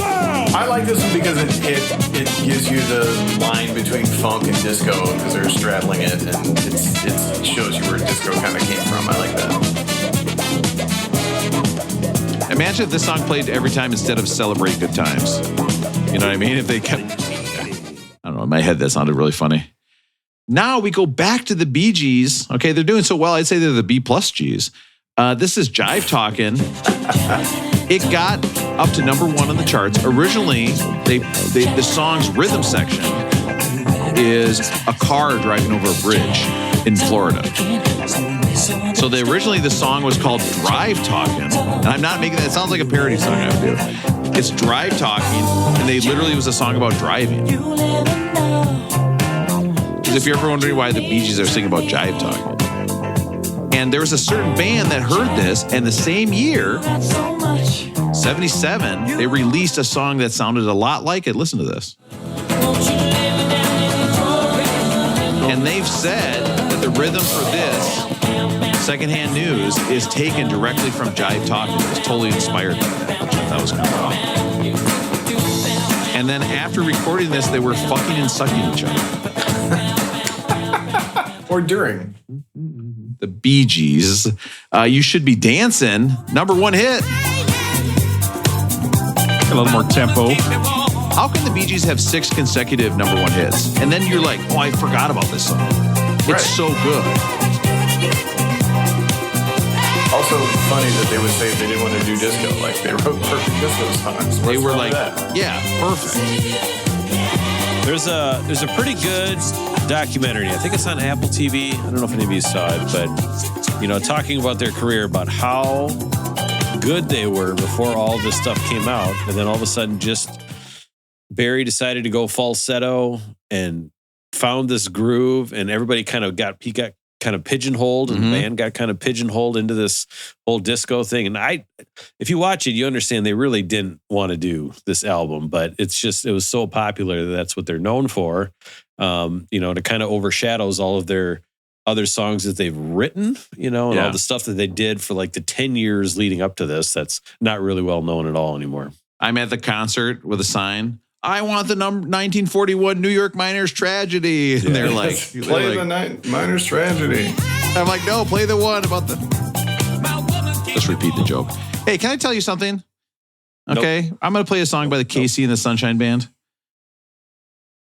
I'm going to tell you, do you know why it's called Casey and the Sunshine Band? The lead singer was named Casey. Casey, like the pizza chain / gas station. Not KC. Doesn't that make you furious? But they didn't call it Casey and the Sunshine Band? Yeah, it's KC, like KC, but his name is Casey. Like Kansas City, but not. You get to pick one. You don't get to do both. You're not both Caseys. I don't know, man. When you write a groove like this, you can be called whatever you want. This is so good. This might be the best song on the album. That's crazy. That's an insane statement, but it's a great song. And especially so far toward the end of the album to have these great songs. Like, now this song's on here too? I think this album might have one of the best ending songs of any album we've done. And I'll get back to that because now we're doing Salsation. It's a salsa song. Aaron, we're going to the store. We're buying salsa. What are we looking for? What are we getting? I like the Papalote, I think is the name of the place here in San Francisco. I like the salsa to be more. I like it to have been through an immersion blender. I don't like the chunky stuff. I like it to be a little smoother and just like pour it out. It's easier to eat. That's my preference, though. Other people, but I like mine to have been through the blender a bit. That's crazy. I like Tostitos. Rob? I like Tostitos mild. Fair. Big glass jar. Doesn't burn my tongue. Tomatoes with some onions in there and some salt. Who knows? Who knows what it is? Could be anything. I'm sure it's only the best, finest peppers and onions going into Josito's Mile. It's like the SpaghettiOs of pasta. I got to say, though, guys, the other day I came back from work and I was at Duane Reade and I just saw the biggest can of Campbell's Chunky clam chowder. And I was like, there's my dinner, boys. I just ate a bowl of Chunky's clam chowder soup. And I was like, well, this is either a new low or the start of the rest of my life. I'm not sure what this is. It was just like you're eating it and like you take that bite and there's no clam in the bite, but it tastes like clams. And you're like, well, it's chunky. I mean, how long has these clams been in this jar, this thing? Who knows? Nobody knows. It could have been there 8-10 years. You don't know. That's like those clams. It should last, Yeah. Those clams existed during like the Reagan presidency. And I'm just eating them like just a dumb shit in my house, eating them because I don't want to cook anything. Oh. And have you ever tried to sell kids chunky white clam chowder? They look at you like they're going to put you somewhere. They look at you like they're going to call somebody. K. Lee by MFSB. Boy, a lot of letters there. This feels like a TV theme song or something, right? Skipped a lot of the musical ones after a while. But I think if this album was made where it was one record was the songs with the words, I think it would be one of the greatest albums of all time. Really, I think that. And then if you put this album with just the musical ones, it would be a fun album to listen to still. It'd be great. Finally, to end it, we have the Tramps. Okay. The Tramps. Disco Inferno. Burn. Literally inspired by a scene in the movie Towering Inferno, which is wild to watch a disaster movie and then make a disco song about it. Also, the inspiration for WCW wrestling legend John from Edina, his name was Disco Inferno. Wow. You think this was the inspiration? You might be right. It is impressive. I mean, Rob, you mentioned, you talked during the Calypso song about how that drum beat was going for the whole song. We forget now, all these songs were played by humans, where somebody had to play that bass line for 5 minutes or whatever. Somebody had to play those drums for 5-10 minutes. I mean, this was hard work. Like, if I came out and I made a disco song about that submarine disaster, you know what I mean? It's like, getting in the submarine. I am going very deep. All this pressure would be a bitch. But I won't get hurt because I am so rich. I mean, get out on the dance floor. Now, Aaron, normally I would never put a song after the last song on the album because I know this crushes man's soul. But there's one person that if I see they covered a song, I have to play it. And of course, that person? Ike and Tina Turner. Well, not Ike. Love to hear that voice. I mean, she should just sing every song. Let's just cancel the rest of the list and just have her sing all the rest of the songs. Posthumously from heaven or whatever. No, and don't make me call us Tina Turner talking about the submarine incident, Aaron. I'm not going to do it. You tried to make me take that bait. I will not do it. Maybe next week. Maybe she'll call next week. But if I did, I would put echo on it because I realize it sounds mean when you don't put echo on somebody's voice when they're dead. Rating system. When they sound like they're still on the same plane as the rest of us. Now listen, okay? Well, listen, we've talked about greatest hits albums. We hate them on the list. Okay?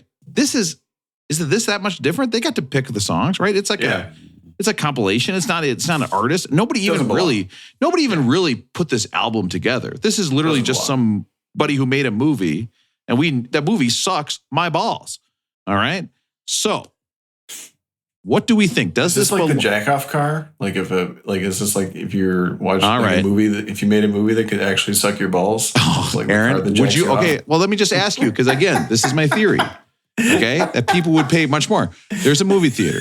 Okay, I'll give you 3 choices. One has old seats, not even recliners. One you go in, recliners. Okay, and then when you go in, there's a recliner. But when you sit down, okay, there's a little divot there. Okay, and there's a button next to you that goes, up, down, and one that just says "sucks your balls." Oh. Do they have to clean those chairs out in between showings or no? Yeah, I'd be like, mine's full of Junior Mints. Let me put a bunch of Junior Mints in here as a joke. Rob, if it was the car sucking your balls, where would you have to put them? Like in the nozzle where you put the gas, or where would they go? Russell, those would be such small balls. The nozzle that does the gas is not that big, Russell. Where's it going to go? A cup holder. Probably 2 cup holders at this point. I'm dying over here. But I'll tell you what, if my cup holder sucked my balls, I would be having a mirror and driving like this. Like, I'd be reaching behind me for the wheel. I'd be over the cup holders. Like, I'd be like, oh, this is worth it. This is great. Hey, how was the movie? I loved it, but I got my buttons confused. Oh. I moved the seat up when I was trying to get my balls sucked, And that's on me. Think you could get down low enough to get them in the exhaust pipe, or no? I was a sleepover going anyway. All right. Russell, could I get them low enough to get them in the exhaust pipe? Yeah. Absolutely not. No. Actually, you know what, though? I can't get down to death on squats. If I did that and then just like put them against the glass to the back, I bet I could. Via YouTube that you got to get down where the crease is below your knee. Yes. The hip crease. Yeah. Below your knee. Yeah. No, you were looking at how to get my car to suck my balls, and that's what they said is to get the hips below your knees. Yes. That makes sense. That makes sense to me. All right. Oh, good. It's one of these ones with a double exhaust. All right. So, Matt, what do you think? Rolling well toned, rolling boner, rolling groan. I didn't explain what it means, but basically it's nothing. Who cares? I think that when you hear one of these songs mixed in with a bunch of other stuff, or like on the radio or at a dance or something like that, I think they're great. Putting them all together drives me bonkers, and I can't listen to it all together. It's just not for me. And so, while I think there's great songs on here, having this as an album, the top 500 albums list for me is Rolling Groan. I don't even know if it should be on the list, kind of a thing. But obviously, they got some great songs, some well-written songs that are timeless. So I'll just say it should be lower on the list. Matt, if you ever want to marry somebody who has your similar musical tastes, I know somebody. Okay? Shut that shit off. And they would be happy to have you. Yeah, or Russell, or you go to Russell's house. Hey, I'm home from work. Turn that shit off. Turn the TV off. Oh, I'm reading my Hulk Hogan magazine. Oh, we got a Dice Clay sighting. I have to say, I'm going to bring this up right now. Yesterday or this morning or this afternoon at some point, I went into the living room. Russ is doing his jack off. And you guys know my Hulk Hogan magazine is propped up on the bookshelf, so anyone who would walk in would see it, right? Right. On the top ropes, as it is. Oh, it's over by the record player area that I told you guys about. I look, magazine's not there. The magazine is sitting on the coffee table up by the TV. Turns out the upstairs landlord had grabbed the Hulk Hogan magazine and was reading part of it. What do you think of that? Sounds to me like somebody is trying to meet somebody else halfway and just see if they can understand their interests and maybe just a little bit more about them. Can I just tell you this? Reading your spouse's Hulk Hogan magazine is not meeting them halfway. You're going all the way. That's too far. You shouldn't have to read the Hulk Hogan magazine. All the way is too far? All the way is too far. No. Guys, being in a long-term relationship, living together, is a constant battle, and you can never show weakness, ever. Must protect your ground. Aaron's giving me a big nod, so I'll go to him next. Yeah, super enjoy this album. I think I love disco music. I love dance music. I don't approve of compilation albums on the list, so I don't really want to give this a rating, but I think it's important music, and some great songs, so I'm going to give it a rolling well-toned. Russell, rolling going, how's it going with you is what I said. Again, bad. What do you think, rolling well-toned, rolling bone, or rolling groan? I'll echo what you guys said earlier. I'll echo it. I'm going to put that iPhone 14X up in that crevice so there's an echo, so I'm going to echo right now. I'm going to say this doesn't belong on the list because it's a compilation. I don't see why it should be considered apples to apples with the other things we're listening to. But I will say where it does belong is in my record stand. This is a great record. I'm glad I have it. I will probably listen to it again. I think the music is fantastic. There's maybe one or two duds in here, but otherwise this is like 16, 17 great songs. So I'm going to say it's Rolling Groan, but I really enjoy it. I'm glad I listened to it. I think the movie is a fucking atrocity. Way to go. Unfortunately, you guys are incorrect. No, okay? Jesus. This gets a rolling tone. E. Monero. All right. Hey, here's a fun dance movie to watch with my parents, I said when I was like 16. We all sat down. Uh-oh. Next up, an album that's always made me wonder who the hell would go to reception at the middle of a Johnny Cash concert. Sandoval. We've got Bell at Folsom Prison with Johnny Cash. When you want to hear about the greatest albums of all time. You think they forgot? We used to have Johnny Cash, Just too lazy to look it up online. Steve Jobs. If you want to hear four guys who chat, Tina Turner. Get off track. I've got the perfect podcast. Was there somebody named Larry Pornhub? Is that a joke we made earlier? I can't remember. Don't laugh at that, please. Maybe something about Fort Pierre. Fort Pierre strip club tuna, the tuna land or whatever it was called. Oh, can you imagine? Now, Aaron, what made you go to a strip club in Fort Pierre? That doesn't seem like a thing Aaron would do. I was there for a wedding, and spend your money on there. And the guys who were also there for the wedding, like that's what they were doing the night before the wedding. So I was like, oh, I guess I'll go. Did you take Aaron? Did you take a boxed lunch? All right, well, that's it. We're done. Like, no, we're done. We're forever done. You'll never hear the song I wrote. The couple's not still married. I don't know if that's an interesting tidbit or not. All right.